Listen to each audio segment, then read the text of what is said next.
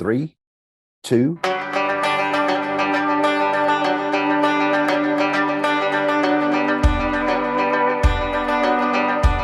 Jonathan, how does a person start tying flies? Somebody who might be a little apprehensive and not have an idea of where to start. What are your suggestions?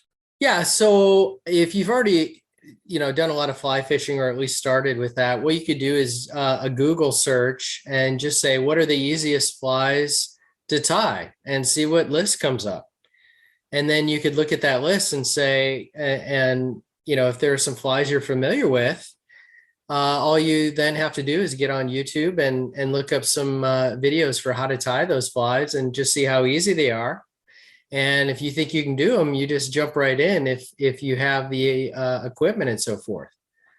If you don't have the equipment, that's easy too. You can buy these starter kits at places even like Bass Pro or Cabela's, or I think even Sportsman's Warehouse, or online, and just buy one of these kits. And they're pretty reasonably priced, especially to start off with, and just see if you like it. The one thing I think I wish I had done was maybe take an introductory fly tying class. Mm-hmm. I think that would have helped me, because I think it took me a while to realize how really easy it was, as long as you know what you're doing, to wrap thread and right.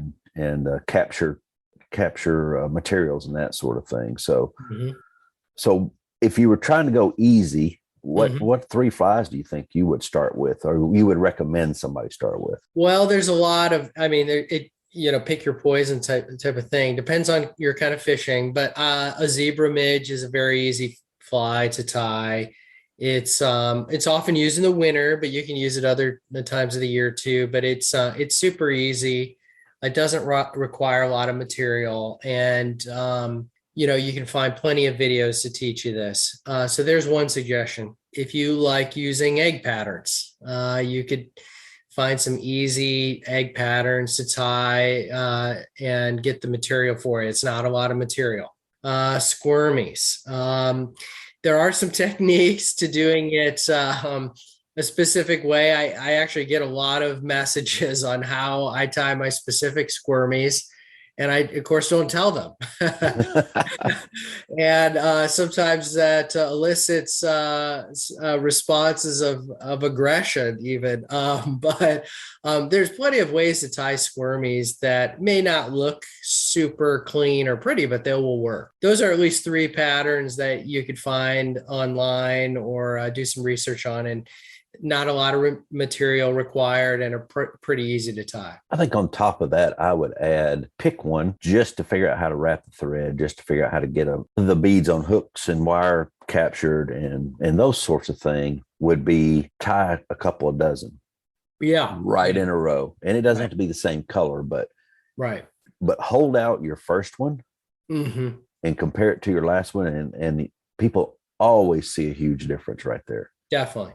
Yeah, and then move on to another one, because I think what some folks do, including myself, was, I'm going to tie this one. Oh, well, that looks okay, but now I want to try that one. And then, that looks I guess that looks okay. And then, I'm going to tie this one. So, sitting down and tying 24 of the exact same pattern, and making sure that you keep out that first one that you made your way through somehow. Right. I think is. And you'll learn more about that pattern, and then it's always good whenever you fish it and catch a fish on something that you tied too. So and you can rewatch these videos over and over again. You pick up on little things the more times you watch. You're like, oh, I forgot about that, or why didn't mine turn out so well? Right. The first few, and you're like, oh, I missed that little tidbit in the video. So it's, again, one of the benefits, I think, of living in this day and age. All right, well, let's kick this thing off. From high atop the world headquarters of Southeastern Fly, this is the Southeastern Fly Podcast. Thanks for joining us for this episode. Feel free to share this with your friends and fishing partners. Subscribe or follow so you'll be the first to know when an episode drops. If you found value in the podcast, please drop by the Southeastern Fly store and explore the merch that fuels this podcast. Sales from that merchandise is what keeps this podcast going. If you need additional information about fly fishing, techniques, fly tying, travel, gear, flies, anything like that, we have live video coaching. signing up for those is easy to do, and it's at the Southeastern Fly store as well. So who's our guest today on this episode of Southeastern Fly? He lives on Signal Mountain, Tennessee, which is one of where I live. I lived out there for a while. He owns a true family fly tying business. Their flies are hand tied.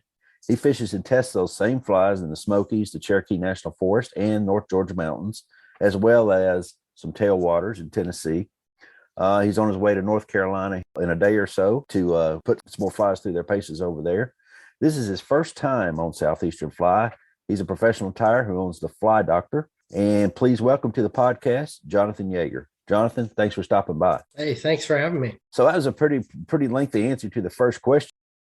And now we're going to move right into the second question so that we can hopefully get through all this today. I'll tell you my experience with tying soft hackles.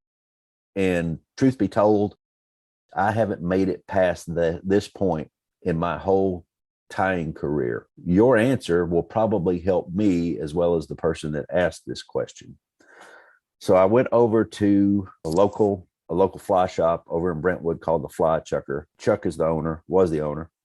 He's retired since then, but Chuck had some flies that he designed, and it was kind of his homegrown recipes and that sort of thing. There was a particular fly that's a soft hackle, and I wanted to put my own spin on it. So I bought all the stuff that Chuck told me to buy, and he walked me through the whole thing, all of it, all of what we needed, what had the directions on how to tie it, all these little tips and tricks. So he's a good dude. So I come home and I've got a glass of red wine. I'm sitting here at the desk and I start tying this soft hackle, and I wrap the tinsel. I wrap the wire and put a collar on it of peacock herl. And then came time for the soft hackle piece of it, the partridge. And needless to say, that didn't go well. I mean, I think I broke off 4 or 5 or 6 of them right away, which made me go get another glass of red wine. And as the night went on, I mean, I really wasn't very good at it. If I got one to stay on without breaking it, it didn't look right. And if I put it back, I tied it back too far. Mm-hmm. Finally, I unwrapped it. And there was a squirrel tail laying right here on the desk. So I snipped some squirrel tail off and just laid that squirrel tail on top of it and just made kind of a wing, laid it back, made sure that the tips came, to about the back of the hook or a little bit less. Tied that sucker off, put some glue on it, tied 2 more. So I had 3. I took 3 with me to the river, and that was on Saturday night. Sunday afternoon, me and 2 friends of mine went to the Elk. And I started throwing that thing, and I mean, the brown trout started lighting it up. It was crazy how many fish I caught. Obviously, they just stocked, but I didn't know that at the time, nor did I care, because I was the one catching fish on this fly. And then one of my buddies came up and said, "Hey, what are you fishing?" I said, "Here, one of these." He said, "What is it?" I told him I didn't know. And then when my other buddy came up and said, "Hey, what are you fishing?" I said, "Here, this is the last one I have besides the one on my rod. You're not getting it." He said, "What is it?" And I said, "I don't know." At the end of the day, we got back to the car, enjoying our Snickers bar and a beer. And they said, you don't know what the name of that fly is? And I said, "Well, it started out to be a eat at Chuck's like Chuck has, but I couldn't tie the soft hackle." And one of them said, "Well, I don't know what it is, but it sure was busting some browns today." And I said, "Okay, well, then it's a Buster Brown." So I think out of my not understanding how to tie off, number one, capture the soft hackle. Mm-hmm. I mean, this is probably 30 minutes into my fly tying career. Not knowing how to capture the soft hackle piece, the partridge, and not knowing how to stand it up, lay it down, that sort of thing. That's kind of where I landed in. And Greg wrote on the Facebook group, he likes to fish soft hackles as well. So for those of us who enjoy fishing soft hackles, what types of feathers should we use for those soft hackles? And how do we know which one of those feathers will work the best? Yeah, I mean, it's a great question. Soft hackles are very popular and they work really well for a number of reasons, but there's some movement in the water, I think is probably probably why they're so successful. Pretty much, I was trying to think of the question, and I really don't use any soft hackle feathers other than Hungarian partridge. I think there are some other kinds that I might use occasionally, but the Hungarian partridge just keeps me busy because I use them for soft hackle pheasant tails. I use them for Holy Grail caddis emergers. I use them for partridge and orange. So all kinds of soft hackles. And so the Hungarian partridge really keeps me busy. This is it's kind of expensive to buy the skins, but that's really what I would recommend. If you buy those packets of Hungarian partridge, they look cheap in the store, but when you bring them back, there's just a lot of, for lack of a better word, garbage in there, and so there aren't a lot of good feathers in there. So I would recommend that you kind of pony up and pay for the Hungarian partridge skin.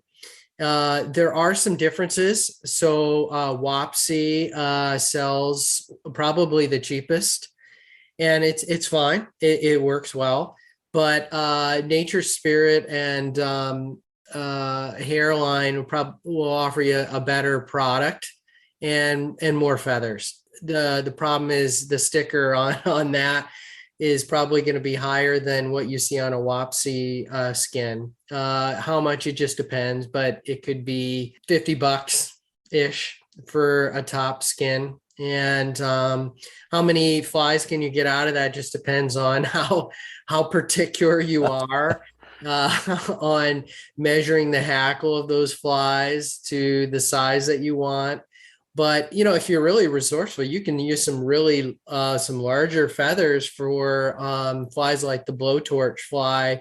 And there's some techniques there to use even larger feathers than would work for all your other patterns. So that's kind of my synopsis of what to look for there. What about tying them, capturing them, and make them look good? To back up to my fly, I tied like a little collar and then tied the hackle on. And I've seen beads behind the soft hackle portion. I've seen them in front. So how do we capture? Let's just go with capturing one without a bead or anything. How do you lay it in there? How do you wrap it? How do you do all that stuff? Well, like 90% of my flies, I use a tungsten bead. I really don't even use brass beads even. So tungsten, because it sinks faster. Some soft hackle flies, definitely, it's good not to use a bead, especially if you want them floating in the water column and kind of a little bit off of the bottom.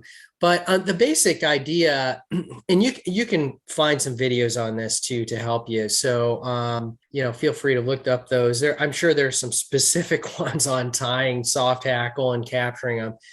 But basically, you pull the feather off that you want, and you measure it or see if it's the right hackle. And let's see, you pull off kind of the wispy stuff at the bottom, and then you make you pull back the fine points that you want, or the part of the feather that you want, and you make you cut a small triangle. Is kind of the basic way to do that. You cut a small triangle that you will capture onto the hook. And in my case, it would be, let's see, before the bead, but between the bead and let's say the peacock herl, let's say. Okay. Yeah. For a collar.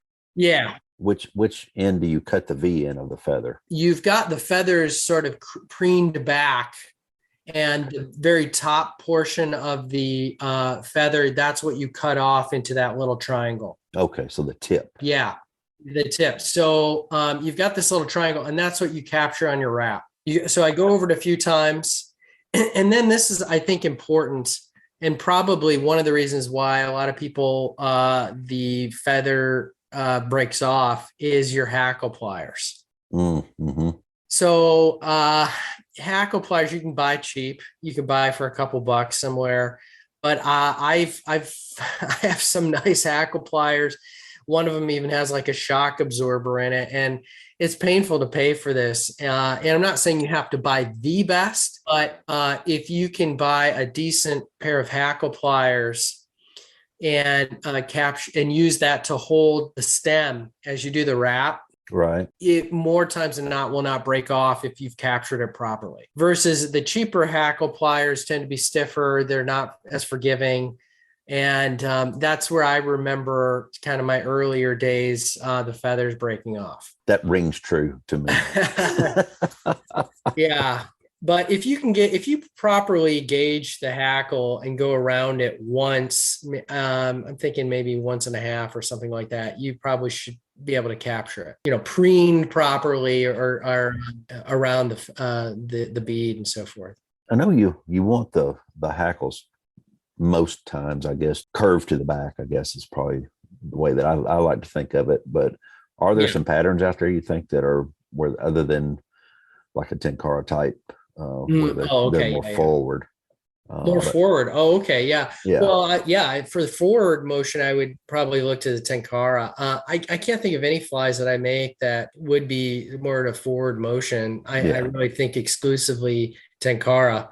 But I'm sure someone out there could point us in the right direction there.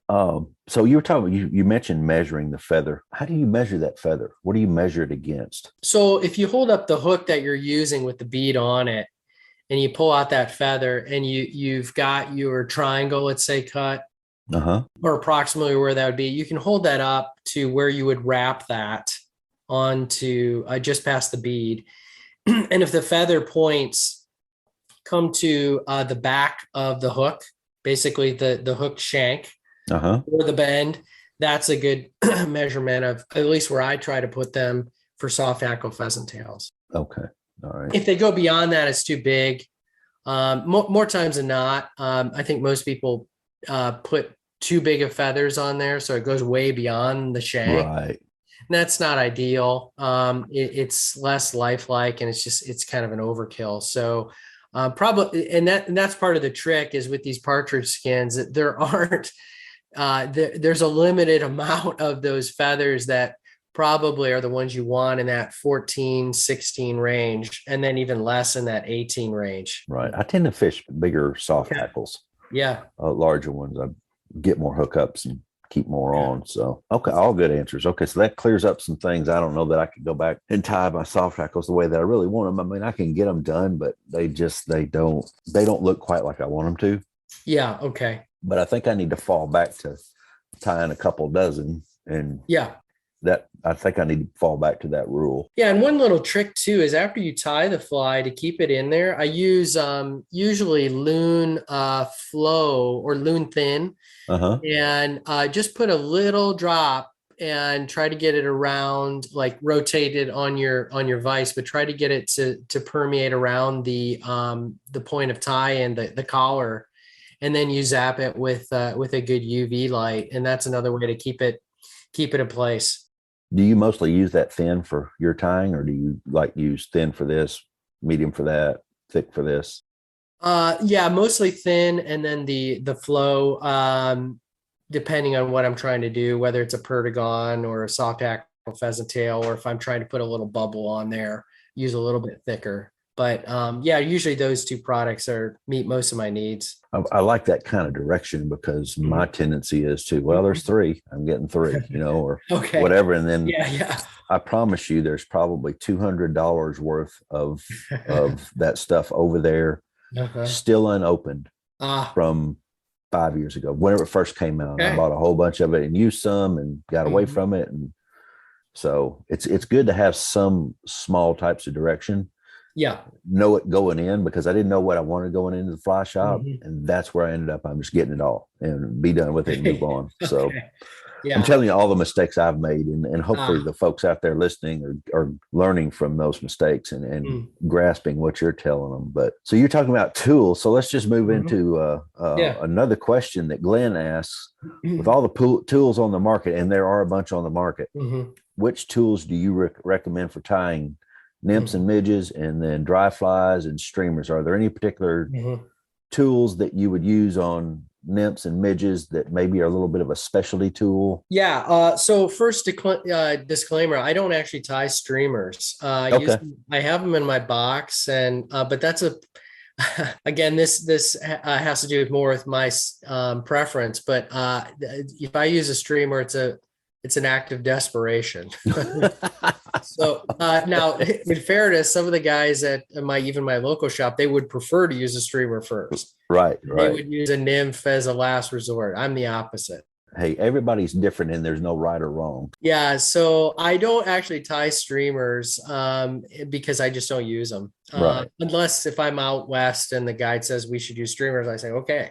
Yeah, And right. I use their streamers. So that being said, most of the tools I use for nymphs, midges, and dry flies. I'm trying to think of where there might be a difference there. I suppose maybe the hackle pliers, you can buy midge hackle pliers.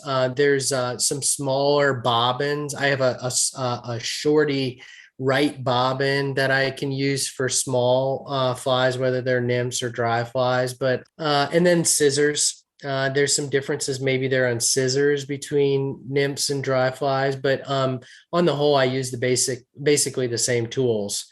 And what I would answer with this question is like some tools are cheap and you don't need them to be expensive. Right. So like a threader, is what, $2. You don't need a $10, $15 threader. I mean, you can do that, you can pay for that, but that's not really a tool that you need to spend a lot of money on. But so where I would go with this is that some of the tools you can get away with, and then some of the tools maybe you do want to spend some more money on, depending on how many flies you're tying and that sort of thing. So your hackle pliers, would you use the same ones that you use for a soft hackle, or is there something specific you would use on a dry fly? I vary, but generally did the same. I'm trying to think of this one that has a shock absorber. I think it's like C and K or whatnot. And then I use this one that has kind of a retractable, it grabs the stem or whatever you need it to with a retractable piece. So I kind of alternate there depending on if I'm getting frustrated because I'm just not capturing the hackle, I'll go to the other one. But yeah, they tend to be the same whether I'm using nymphs or dry flies. But most of my flies are pretty small. I'd say nymphs and dry flies like size 12 down to 18. Oh, okay. And then, the late or summer, I'll make some terrestrial patterns that maybe are the size 10s and 8s, but that's kind of my range there. Do you ever get into these? You're talking about sometimes you can't capture it, so you switch tools. Do you ever get into these ruts where your time is just off? And you're just like, man, I need to go do something else for a while. Yeah. Or are you able to just sit there and bang them out? 50 flies is usually like fine. If I feel the need to tie 100 of a pattern, between 50 and 100, I'm starting to go crazy. Right. Right. Now I talked to some of my friends who it's like after 12, they are toast. Yeah. So I think that comes with just doing it a number of times, and I'm happy to put on a TV show, a movie, listen to music. My family does the same thing. My kids listen to music while they tie. But I find 50 is kind of like, I'm okay with 50. I can kind of mentally, as I get closer, realize I'm almost done, and then I'll be able to move to another pattern. But after that, I start to, I might not make it. I might have wane a little bit. Yeah. So do you lay out all your hooks and your beads and do all that stuff? I know I do that. Yeah. Yeah. Unless I'm trying to think through one and make it up as I go. Mm-hmm. Once I do that and get the pattern the way I want it, and then I start segmenting. Here are my hooks. Here are my beads. Yep. Here's my wire. Here's whatever the body's made of, and then just try to bang my way through them. And I used to be able to just crank out a couple dozen, and then I put myself in a box the night before trips for a while, and I'd be up at 10 or 11 o'clock, trying to tie the flies for the next day. And, 2 or 3 nights and days of guiding in a row. And you're just like, man, what am I doing? So try to stay up on top of them.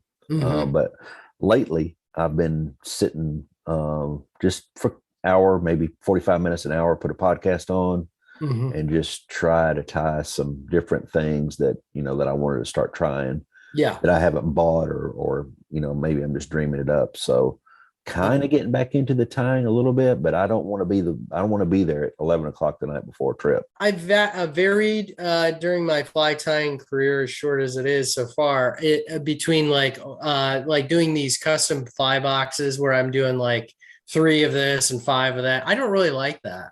Huh. I actually prefer to do 50 or more, put them in a slot, and then 50 or more of another. And then, I get an order and I can just go through but if I have to run back and forth getting the material to do just 2 or 3 of a fly, I don't like that at all. Yeah, I could see that. So that's my preference. It's a good way to do it. Definitely. There's no set way to do it. It's just whatever is comfortable for you. And I think that's something good to help the folks listening out there to know that just because Jonathan does it one way and David does another way and Kelly Gallup does it another way and right. Susan Thrasher does it another way, find your own way that to where you can enjoy it. Right. Don't try to make yourself fit into somebody else's pattern. Take the pattern that makes you the happiest and the most relaxed. So do you tie hoppers much? I guess I should say terrestrials. So for terrestrials, I do ant patterns, bionic ants, a lot of Chernobyls in various sizes, whether you want to, throw them in the terrestrial camp or not.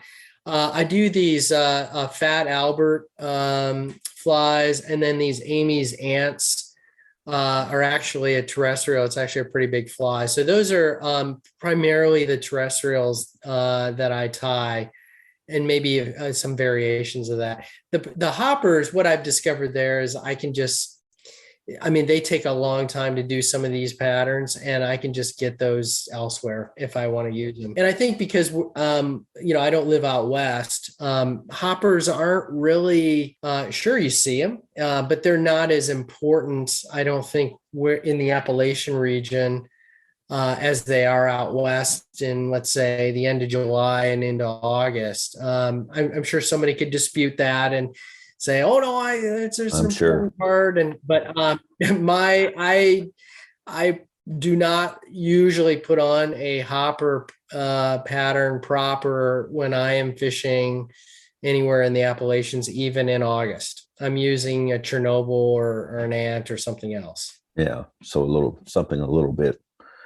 To me, those are a little easier to tie and get through, and and they'll still hold a nymph up or a midge or whatever it is I'm fishing. So right, I'm like you. I've got an ant pattern or two that I like. I've got some Fat Alberts and stuff like that one of my clients put me on that I think that really helps to have something just a little bit different, maybe a little bigger, maybe a little smaller, maybe 3 or 4 sizes. And they work too. I mean, the Fat Albert, like I've done really well in the Smokies with a Fat Albert. I've tried a hopper, like a, traditional hopper pattern, Moorish hopper or something. And it just never really did better than these other patterns. So I'll try something a little bit and then I put it away. I find myself using terrestrial and hopper interchangeably, although they're not, and I understand they're not, but I find myself saying that. I've got a whole box of terrestrial patterns that probably have, I'd say it's probably more different hopper patterns in there, but I'm not sure that those little bins in that box are as empty as some of the other stuff that maybe I use more. Again, could be falling into a rut, but so can you give the folks out there maybe a helpful hint or two when you're tying a terrestrial, maybe a Fat Albert or something like that? Something that really could make a difference and maybe take out a step or something like that. Yeah, I'd probably start with an easy pattern. And there are some easy patterns. There's, you could look it up. It's like a general hopper pattern and pretty easy to tie. And I'm sure it would work as well as most hopper patterns. So you start with something like that. A Fat Albert, is a great fly. There's just a lot of foam, and your first Fat Albert fly might not turn out so well because of all these moving parts in there, including the foam and the legs and all of that. Same thing with something like an Amy's ant.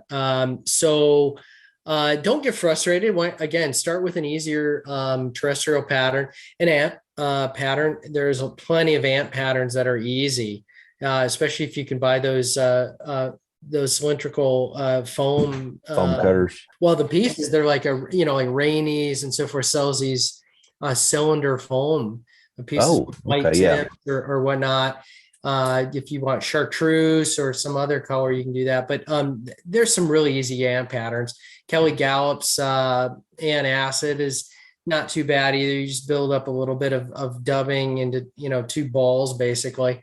So, start with something like that and then maybe try some of these other more complicated terrestrial patterns. I guess what I was mentioning was the stamp that kind of stamps out the flat foam. Yeah, yes, I have several different sizes of those, probably every size they make and different. That's a good investment. Yeah, that is a good investment. I still have some friends who are too cheap to buy the cutters, and I'm thinking you're crazy. Oh gosh, yes, yeah. Because those cutters will save you a ton of time. I would highly recommend that. But probably only after you realize you really want to tie a bunch of. If you buy the cutters and you're wanting to just make a couple, that's probably not a good investment. Yeah, I would agree with that. I think I hacked away. My foam looks like my foam looked like somebody cut it up with a hatchet for a while. And then I discovered those cutters and in the different shapes, and it was like a lifeline thrown to me. And then I use them in the summer. Okay. But, yeah. It's worth it. Even if you tie, if you tie a dozen, it's totally worth it because you're not trying to cut off a pattern and use scissors and trim it with a razor blade and all that. It's just pretty much just push down on it and boom, out pops a body and you're ready to move on. Yeah, they do dull. So, I do have to kind of, buy new cutters every once in a while. But yeah, that's usually after several hundred at least. So, yeah. I think the I'm going to say normal because we're probably not normal, but the normal fly tire out there would last, for several years. Right. And by that time, there'll probably be some new cool shape that you want anyway. So it's an excuse to go buy that. Right. What about fishing a hopper? You got any cool techniques there that might help somebody fish a hopper? And then I can kind of lay one out there, but I want to see what you've got to say. Anything that you do regularly? Well, I mean, really, I just probably the go-to for me is to use as a dry dropper. So, I tie a piece of tippet, 5 or 6X, something like that, off the bend of the hook, and then I put a nymph at the bottom. And so the nice thing about these hopper patterns is they're usually pretty buoyant, and so they usually support a fairly heavy nymph. Which is not true for a lot of dry flies. So that's another reason why I like to use those hoppers for a dry dropper pattern. Every once in a while you can tie, you could do a double dry off of it, or fish it alone. But probably my go-to is just to use it as a dry dropper. I do the same thing on the tailwaters, dry dropper, whatever terrestrial that I want to tie, but I don't tie nymphs off of it per se. I'll tie maybe 1.5 to 2 foot at the most. Yeah. A brim killer off of it. Okay. Interesting. For trout, believe it or not. Okay. So it sinks a little slower. Yeah. Than a nymph with a bead on it. It kind of like glides down. And then if they come to look at that hopper, then chances are if they don't want it, they're going to go after that brim killer with those wiggling legs and that sort of thing. And they don't have to match or anything, but that technique works very well. And it's got to be the heat of the summer and all that, but still you do the same thing with the shad and that sort of thing. Yeah. And especially if you're out west and I imagine in the Appalachians too, I'll do it a little bit there, but if you throw it off the bank and give it a few twitches, that often will incite a fish to come up and take it too, mimicking a real hopper. So that's you don't have to just dead drift it or fish it, without any movement. You can do a couple twitches, and so that can be kind of a fun way to fish these patterns.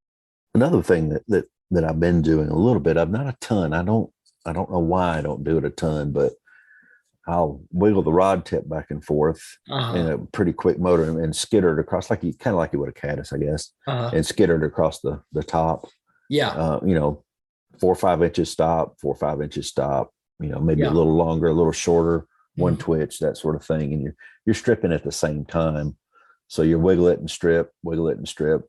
Mhm. Just to when you're stripping though, you're not moving the fly, you're just taking in line. So that's something that really, I've had several good fish come up that way, but just making sure that I get it close to structure with Yeah. moving water beside it, with a pretty good drift. That's probably caught more nicer Mhm. fish than anything I've done with any kind of terrestrial. Mhm. Yeah, makes sense. Well, wow, we're down to question 5. It's been Mhm. it's probably been about 40 minutes so far, Mhm. something like 30 to 40 minutes, I guess. We always ask this question. I'm going to kind of lead the question a little bit because I haven't gotten a chance to let everybody know my fly tying story, if you will. A friend of mine gave me his fly tying kit and said, "Here, you can borrow it." And I was just starting out. I hadn't been fly fishing for 6 months. He's brought it over in a Tupperware box and or a tote and just put it on my gave it to me. We put it on the desk. I set the device up and that sort of thing. And then I tried to tie a fly and didn't really have time. And one thing led to another, and I put it up. Didn't use it. Fast forward a couple of years later, I decided, all right, I'm tying flies. So I went up to I went up to the Bass Pro in Nashville, bought a kit, the Bass Pro kit, and started trying to tie. I didn't use YouTube because YouTube really wasn't a thing then. But over time, I started learning to tie and learning little tricks and that sort of thing. And also over time, I threw that kit away one piece at a time. Probably within the first month and a half. Within a month and a half, I'd bought a new. I think it was an Apex Vice. I think that might have been I think I got the Apex first. But over time, I threw the whole thing away, except for funny you mentioned it, the threader. The Okay. That's the one thing. It is still over there behind me. You can't Okay. see it, but it's Yeah. still in there. Okay. I still have that one, but everything else, including the scissors, have been thrown Ah, away. Some of yeah. it's probably been lost, if I'm Mhm. honest. But Yeah. um, so our last question is, and I'll circle back around to the rest of that story. What's the one thing that we haven't asked about teaching somebody to tie flies that we should have asked? Okay. I was thinking it was having to do with fly. What would you tell someone to fly fish for the first time? Oh, okay. Well, you want to back up? Let's do that one then. Okay, well, regarding fly fishing, I would say what I'd recommend is you definitely go out with someone who knows how to fly fish. So don't go by yourself. Go, especially in the beginning, as many times as you can with especially people or someone who really is good. Stay with them. Buy them lunch or something like that, whatever. But pay for their gas to take you there. But that's just going to help you tremendously, and probably from a safety point of view, I could save you from some broken limbs and just other frustrations. So if we circle back to fly tying, the way I would answer that is somewhat complicated. I think it's parallel to fly fishing in the sense that, as you know, you can start off fly fishing with a very limited budget, True. and a lot of people do that. I did that, and you can get a pretty cheap fly rod and reel and some fly line and so forth. You don't even necessarily need waders and maybe not even wading boots, but you can get in very cheap or relatively cheap. The same things with fly tying, and I think there's a benefit in the sense that if unless you have money to burn, you can spend a ton of money as you go on fly fishing and fly tying. So, and there's people I've come into contact with, they buy just a ton of really nice stuff for fly fishing and they try it once and then it sits in their garage or wherever else. Yep. So the same thing can happen with fly tying. So if you have a limited budget and you're just not sure if you'd like it, buy one of these kits and try to tie some flies. If you really like it, then it's just, for me, it's the same thing with fly fishing. Eventually I discovered a big difference between a really nice rod and that entry level rod that I bought. I mean, my fly fishing went up a lot, it improved dramatically. But when you're first starting off, do you really need $1,000 rod? Probably not. You may not even need a $500 rod. The same thing I think was fly tying. It sure is nice to tie with good equipment, but let me tell you, like when I first started fly tying, a friend gave me probably a $10, maybe a $15 vise, and it was a real piece of junk. But I tied several thousand midges on that alone. And believe me, it was a glorious day when I got a Renzetti travel vise and started tying with that. Okay. Yeah. And now I have this limited edition purple Renzetti master vise that I definitely don't need. But I purposely bought this thing because that's how much tying I do, and it meant something to me. So, but I wouldn't recommend buying that. Okay, if you're starting off tying flies. So, so to answer your question, it's kind of a long answer, but I'd say it just depends on your personality. I mean, if you have a limited budget, good news, you don't have to spend a ton. But if you really like it, you probably are going to want to stay with that beginner kit for long if you're tying a lot of flies. Yeah, you took my answer away because I started tying and decided I enjoyed it. But I told my wife, hey, let's go up to Bass Pro and buy, let's get a kit for tying flies because those flies are $2-3 a piece. Yeah. Right. And yeah. I said, I think we can, I did make this mistake. I think we can save some money. Yeah. If, and we could have, if I would have stuck with 3 basic flies instead of, I need, I've got this and this and this, and I need this color.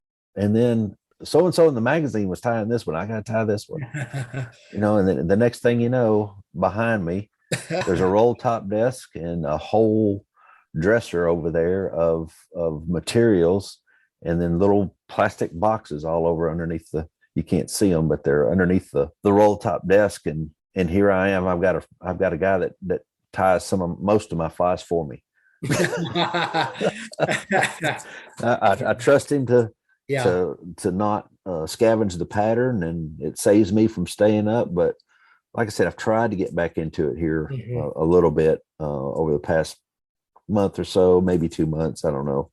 Yeah. Probably, if I'm honest, probably a couple months. Now I'm to the point where I just want to experiment, and just try the different things and not necessarily experiment off of what I see, but just, on the internet or on. But what I might see in the water. Yeah. That's kind of where I've kind of landed there. Well, I like your answer to question number 5, the 5th question there. One thing that we haven't asked. So that was good. And you hit on fly fishing, and you gave us a bonus on the fly tying as well.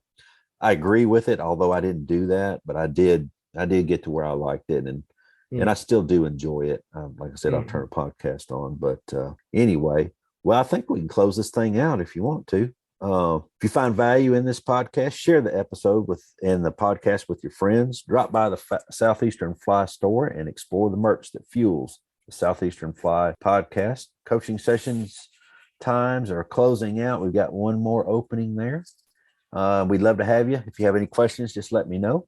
Let's go back to who we just spent some time with, just in case you missed it in the beginning. He owns a true family fly tying business. Like, wife, kids, and himself tie flies for the business. Your flies are all hand tied. He fishes and tests those flies in the Smokies, the Cherokee National Forest, North Georgia mountains, as well as some of the tailwaters in Tennessee, Georgia, and now coming up here in North Carolina. He told me before the show that he was headed over there. He's a professional fly tyer. He owns the Fly Doctor. His name is Jonathan Yeager. Jonathan, I really appreciate you stopping by on the podcast. Thanks for having me. It's been a good time, and I actually learned a couple things there, and I hope it doesn't get me too far back into fly tying because I'm not sure I have time to do it. Probably wouldn't get as much sleep, but yeah, I think that's a good for some introductory folks and good information for intermediate folks. Hopefully, even some of the well-seasoned fly tyers can get a little motivation and maybe a tip or two as well. But if you get a chance, go to the Fly Doctor and take a look at all the flies that Jonathan and his family put out there. I've cruised the website, and it's really you've got some good patterns out there. Anyway, you just listened to Jonathan Yeager on Southeastern Fly. See you next time.